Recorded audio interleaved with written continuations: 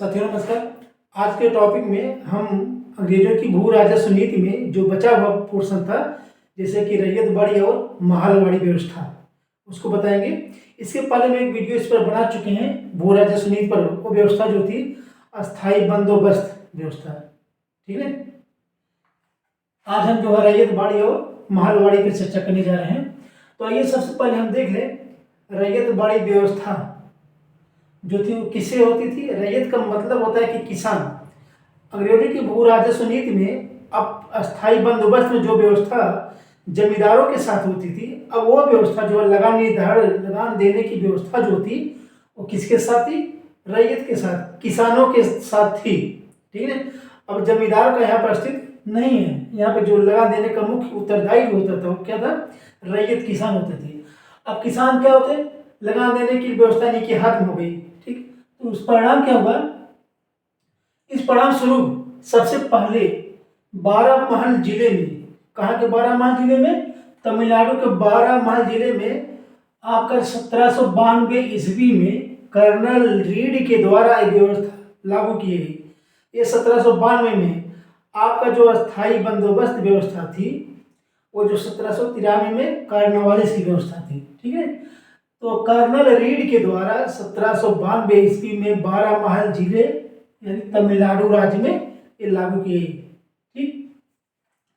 ये तीन डेटों में व्यवस्था लागू की गई थी। दूसरी जो डेट थी वो 1812 ईस्वी ये व्यवस्था कहाँ लागू की गई? मद्रास में। टॉमस मुनरो जब वहाँ का गवर्नर था, टॉमस मुनरो कौन था? मद्रास का गवर्नर था, तो उसने ये व्यवस्था लागू की गई। और वास्तविक रूप से ये रैयत बाड़ी व्यवस्था लागू करने का मुख्य जिम्मेदार उत्तरदायी कौन था? टॉमस मुनरो ही था, जिसने कि मद्रास में इसको लागू किया। तीसरी व्यवस्था जो थी बम्बई प्रेसिडेंसी में होती, ठीक है। चारों प्रेसिडेंसी में बम्बई प्रेसिडेंसी का जिक्र यहाँ पे है। इसमें बम्बई प्रेसिडेंसी में यानी कि जो है 1835 में लागू करने का श्रेय 3 लोगों को जाता है। कौन? एल्फिंस्टन, चैपलिन और विनगेट के द्वारा, ठीक। अब जो विनगेट का नाम इसमें चर्चा में क्यों रहता है? क्योंकि विनगेट ने पूर्ण रूप से, ठीक है, सुनियोजित ढंग से भूमि का सर्वेक्षण कराया था पहले मुंबई प्रेसिडेंसी में, तब जाकर के लागू किया गया। तो परीक्षा में कभी कभी पूछ भी लेता है भूमि सर्वेक्षण के द्वारा रैयत बाड़ी व्यवस्था लागू करने का श्रेय किसको है? तो आप कहेंगे विनगेट को, ठीक। विनगेट है इसमें, ठीक है। अब इसमें जो है व्यवस्थाएं और क्या थी?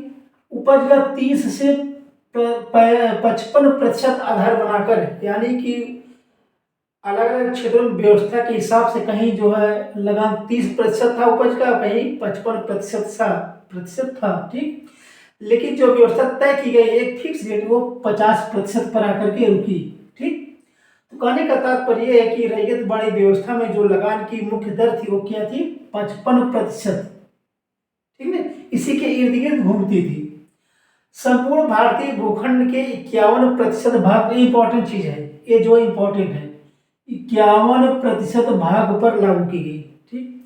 आपका अस्थाई बंदोबस्त जो था वो 19% भाग पर था। कितने था? 19% भाग पर अस्थाई बंदोबस्त लागू हुआ था।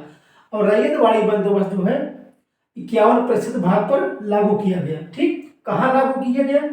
मद्रास, बम्बई, असम, कुर्ग, बरार क्षेत्र में लागू किया है, ठीक है।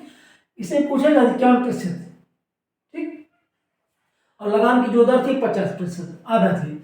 अब हम जो है तीसरी व्यवस्था महलवाड़ी पे चल रहे हैं, ठीक है। आपको करना कुछ नहीं, बस इसको सिर्फ देखना ध्यान से। जागीर या गांव के आधार पर समझौता होता था। अस्थाई बंदोबस्त में जमींदारों के साथ व्यवस्था होती थी, रैयत बाड़ी में किसानों के साथ होती थी। अब यहाँ पर जो व्यवस्था लगान देने की थी, लगान देने का उत्तरदायी जो था कौन था? अब गांव होता था, यानी समूह रूप से, कोई जरूरी नहीं गांवी, समूह रूप से होता था। जैसे या तो कोई जागीरदार उस तरह रहा हो, जमींदार रहा हो, ये जमींदारी व्यवस्था तो थी नहीं। लेकिन अगर गांव का जो बड़ी बड़ी भूभाग का मालिक कोई रहा होगा तो गांव की जगह पर वही जो है समझौता कर लेता था, या जागीर के द्वारा या ग्राम समाज के द्वारा, ठीक। ये समझौता सर्वप्रथम लागू 2 प्रकार से किया गया। पहला जो व्यवस्था थी वो सत्तांतरित व्यवस्था, और दूसरी व्यवस्था जो थी विजित व्यवस्था। अब सत्तांतरित व्यवस्था कौन थी? सत्तांतरित राज्य 7 थे। कौन कौन? ये 1801 में अवध के नवाब ने कंपनी को सौंप दिया था इन 7 राज्यों को। इन्हीं को सत्तांतरित प्रांतीय राज्य कहते हैं। कौन कौन थे? इटावा, मुरादाबाद, फर्रुखाबाद, इलाहाबाद, बरेली, गोरखपुर, अन्य। ठीक है, अवध प्रांत से संबंधित ये, ठीक है, अवध क्षेत्र इनको कहा गया। दूसरा विजित प्रांत, सुरजी अर्जुन गांव की जो संधि हुई थी उसमें जो सिंधिया ने कंपनी को सौंप दिया था। ये प्रांत कौन थे?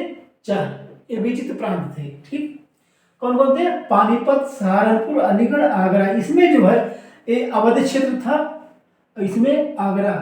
कुल मिला करके ये महलवाड़ी व्यवस्था जो थी ये अवध और आगरा के क्षेत्र में लागू की गई। कब? 1819 में हार्ट मैकेंजी के द्वारा। हार्ट मैकेंजी ने सर्वप्रथम लागू किया था। अब 2 डेट इसमें निकल करके आती है। कौन? 1819 में हार्ट मैकेंजी, फिर 1822 में रेगुलेशन 7, नियम 7 पारित करके इसको कानूनी रूप दे दिया गया। क्या कानूनी रूप दिया गया? अभी हमने बताया था समूह रूप से होता था, सामूहिक रूप से वो ये समझौता होता था। ठीक, सामूहिक माने एक जमींदार, जो बड़े बड़े जमींदार होते थे, जागीरदार होते थे, उनके साथ भी होता था। किसानों से एक करते क्या थे जमींदार जागीरदार? किसानों से प्राप्त लगान का 93% सरकार को दे देते थे। ठीक, 93% सरकार को देते थे। जबकि अन्य जागीर या ग्राम समाज जो था वो जागीर का 95% भाग सरकार लेती थी उसका। ठीक है, कहने का तात्पर्य यह है कि ग्राम समाज जागीरदार जो थे ये 95% भाग सरकार को देते थे। ठीक, फिर अगला रेगुलेशन आता है ये 1833 में लॉर्ड विलियम बेंटिक के समय में रेगुलेशन 9 मार्टिन बर्ड द्वारा इसको पारित किया जाता है। एक नाम यहाँ पे है, एक नाम हार्ट मैकेंजी यहाँ पे। हार्ट मैकेंजी का संबंध 1819 से था और 1833 से जो है मार्टिन बर्ड का संबंध था। पारित उत्तर भारत में, ठीक है, उत्तर भारत में भू राजस्व व्यवस्था का जो प्रमुख संचालक था वो कौन था? Martin bird. उसका श्रेय इसी को जाता है उत्तर भारत में। ठीक, उत्तर भारत में भू राजस्व व्यवस्था का जनक भी इसको कहा जाता है। ये परीक्षा में पूछा जाता है। पहली बार लगान तय करने हेतु मानचित्र और पंजियों का प्रयोग किया गया। भूमि किराए का 66% भाग राज्य सरकारों का हिस्सा उसमें लगता था। ठीक है, अब एक चीज और यहाँ पे 30% भूभाग पर संपूर्ण भारतीय क्षेत्र के 30% भूभाग की व्यवस्था लागू की। इंपॉर्टेंट चीज है 30%। ये जो है रैयतबाड़ी 51% क्षेत्र पे लागू की गई, मालवाड़ी 30% और जो है अस्थाई बंदोबस्त जो था वो 19% पे, कुल मिलाकर 100% हो गया।